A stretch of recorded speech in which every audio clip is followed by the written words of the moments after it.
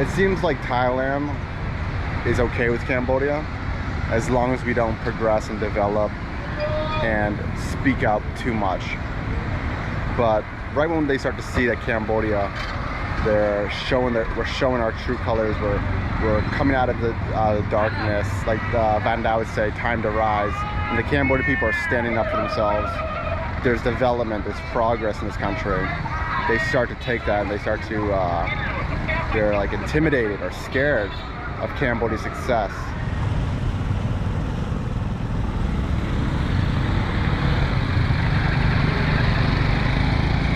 What's up, everybody?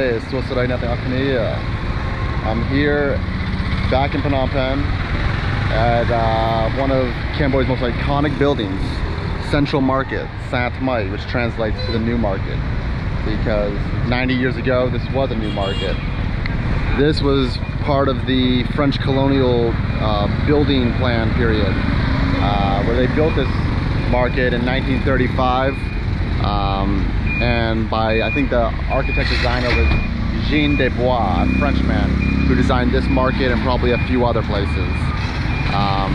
And at the time, this market, when it was built, was one of the largest markets here in Asia. And it was built to kind of centralize trading here in Phnom Penh. So yeah, anyways guys, I'm just gonna take a tour here. It's about lunchtime, maybe grab a bite to eat. I need some glasses, so I figured why not kind of shop around, take you guys with me, and also talk about something that I've been thinking about recently in regards to the Thai and Cambodia issue, that maybe you guys will agree or disagree with me. But all right, let's go.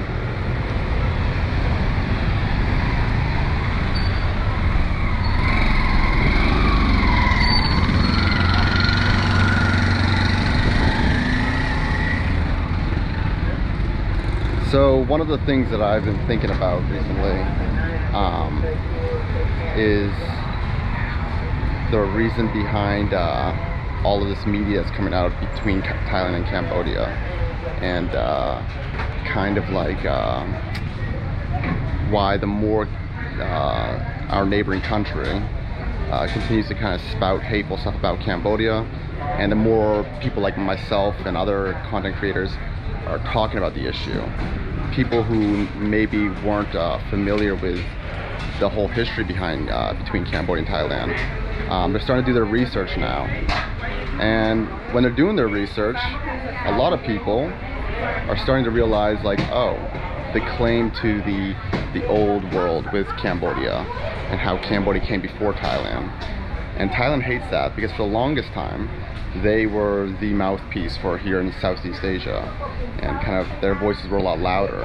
And so whenever there was something to be talked about, they were kind of like the gatekeepers of that history of like Angkor and stuff. People obviously knew Angkor was Cambodia's, but people didn't really understand that Thailand came afterwards, and they were kind of like a sub group of people after Cambodia. And I think that's been bothering Thais too. And for them, when they're talking about it and they continue talking about these issues, more and more people are researching and kind of finding out a lot of stuff about them. And it's actually kind of good, guys. It's giving Cambodia a better light, and it's giving people are starting to realize, like, oh, maybe there's more to this story, and maybe Cambodia, it's not just the borders, but it's the whole empire was Cambodia's at one point. So yeah, that's something I'll continue to talk about. But here's the Central Market Dome, built 90 years ago, 1935. Yeah. So today, maybe មានបន្តាដូចអញ្ចឹងមូលតែថ្មីអីមកចឹងតែមូលសុំនេះតិចមូលអូនេះវានេះមួយទៀត I lost my glasses a long time ago, guys, and yeah, I kind of like the round glasses. These are kind of nice. I'll take any tompai. I need money.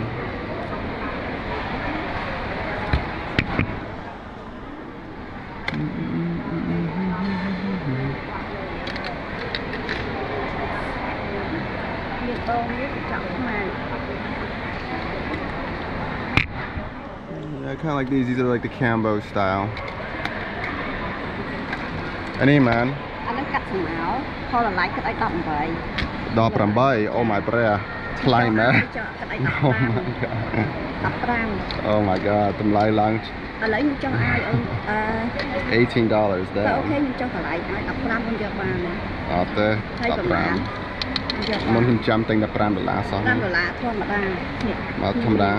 នេះហ៎អានេះកាត់ស្មៅចាកាត់ស្មៅថ្លៃជាងមួយ$5ណាកាត់កាត់ទៅ$5ចាគិត$10ជូននៅកៃឆ្ងាយនេះ$5នេះ$10អញ្ចឹងចាផលឡៃពេលថ្ងៃចាំងមកអត់ផ្លាប់ភ្នែកទេស្រួលប្រើអានេះថ្ងៃចាំងមកផ្លាប់ភ្នែក$10អត់កាត់ទៅធម្មតាអញ្ចឹងនេះ$10នេះជូនបានកៃឆ្ងាយអីសុំជូតតិចអរគុណអូនពាក់អីឡើយយ៉ាពាក់ឡើយទៅសុំជូតmean ABA. I'm gonna buy these glasses. I'm gonna continue talking, but there you go, $18 to $10, almost half. So before glasses and technology and stuff like this was a thing, I'm guessing this market sold a lot of like textiles, Cambodian silk, probably jewelry, obviously, and spices and stuff like that. But now they've upgraded. And these stalls right here, guys, if you were going to buy one, it would cost you about $500,000, maybe $250,000 to own one of these stalls. So the people who sell here, these are not middle class. These people are above middle class. These people are driving very nice cars. They have very nice houses. But yeah, $18 to $10. Anyways, going back to what I was trying to say, guys, is there's like I think it's similar to like what we call the Streisand effect. When you're trying to avoid negative press or something, so you tell people to stop talking about something, and because of that, people start focusing more.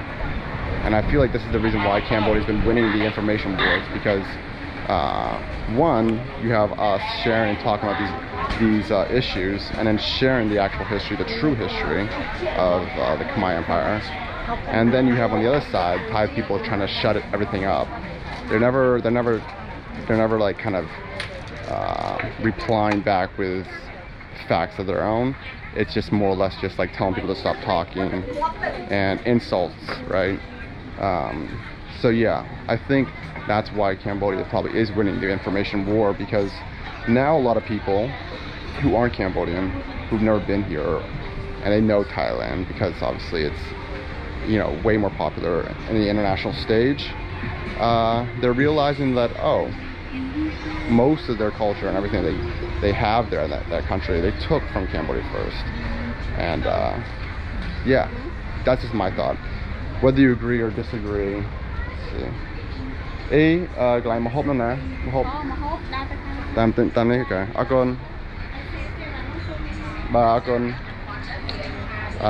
Okay, let's go find some delicious food. This market has everything, guys. It has sunglasses, it has clothes, it has food. I've been here many times. I've made many videos about this. Wow, look at this little hat. This is not a Vietnamese hat, guys. This is an Israeli hat. Just like it's okay. I can try. Let's see, what do we have for hats? Maybe an Irish hat. Maybe this. Any man? $8. Hey, got time more Kim Pet when I was answering gay. But Kim Pet something gay.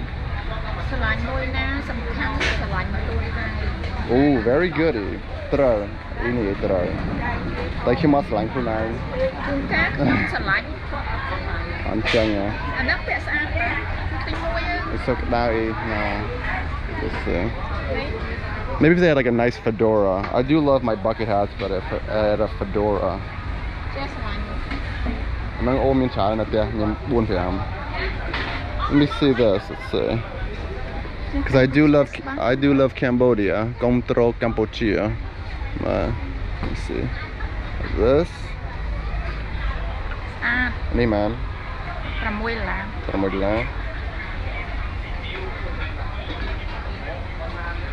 ý cho tới chị cho tích Ở Pram nó tới cả chai ăn. Cả chai maybe $3 mấy ní Bay mệt ba. thì chim đang ý $3cái nơi chuyện đánh đài mà xong chuiกันในtình cả ấy cái này là con chọn ok $5 Yeah. tại sao khơi mua y san chọn mean ABA. Alright, there you go, guys. Let's see, I'm down $15 now. My glasses and my hat, but it's okay. ABA and an IE? I've never had a Cambodia hat like this before. But yeah. We gotta be supporting, we gotta be rocking the Cambodian flag, we gotta be rocking. I think even on the Cambodian border map, it probably has the brave here. Alright, let's see, $5.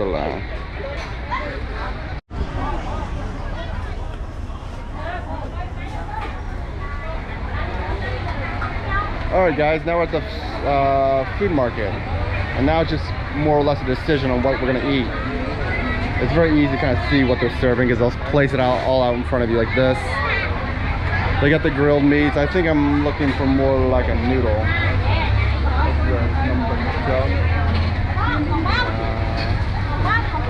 Let's keep walking. Got some Vietnamese food here. Yes, it's right.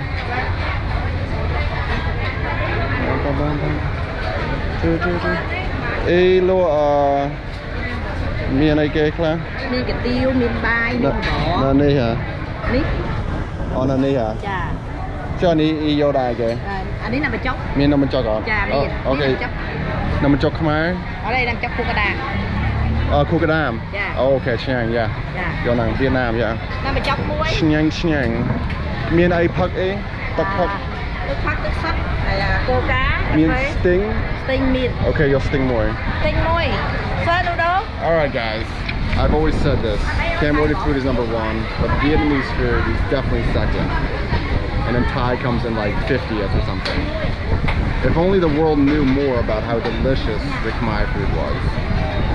But going back to what I was saying, guys, is like a lot of people in my last videos, they didn't even know about the whole Franco-Siam War and how our neighboring country, I'm just gonna say neighboring country because these topics are kind of touchy right now and I don't want people thinking I'm, you know, stirring the pot, but our neighboring country, when they came and took Siem Reap and Battambang in the 40s, and then were forced to once again give it back later on afterwards when the international people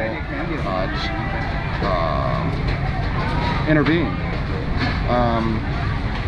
But I hope that more content keeps on coming out like this, and I hope people start to educate the world about how, you know, Cambodia, they were dealt a really bad hand of cards for so long. And while this was happening, while we were dealing with internal conflicts and the war and stuff like that, Thailand, they were taking that opportunity to basically spread propaganda around the world about, you know, their culture, their dances, their martial arts, their music, their clothing, everything. When really, in fact, it all came here, it all started here. That's the reason why I came to Central Market, is because I wanted to make this as symbolic as like Cambodia was the central market of Southeast Asia, and yeah, and then it spread outwards, right?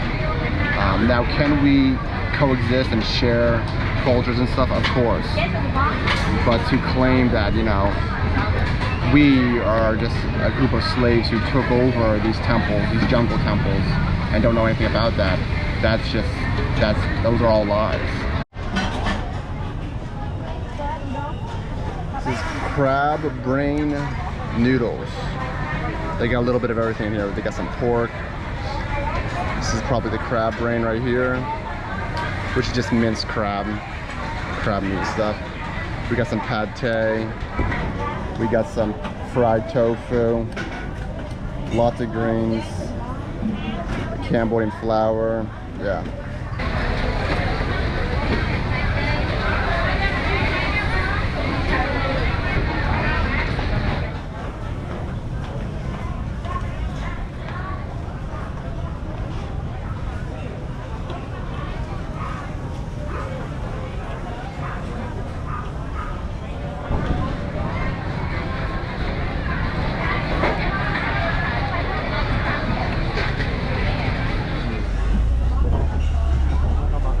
done. That's the only thing left was the blood, the congealed blood right here. But everything else was delicious. It's a nice, salty, rich broth, but it's not heavy. It's very light. Perfect for a quick little lunch and kind of like here in the heat. But yeah, all right, let me pay up and then I'll continue talking about this touchy subject. All right, guys. Anyways, what else I gotta say? I hope that this whole thing gets resolved soon. And from what I've seen, there has been a ceasefire at the border for now. But it seems like the Thais, even though we're trying to have peaceful talks, we're trying to have a ceasefire. Up until now, I might be wrong, but they still have like a bunch of Cambodian hostages. For what, you know? But yeah, it seems like Thailand is okay with Cambodia as long as we don't progress and develop and speak out too much.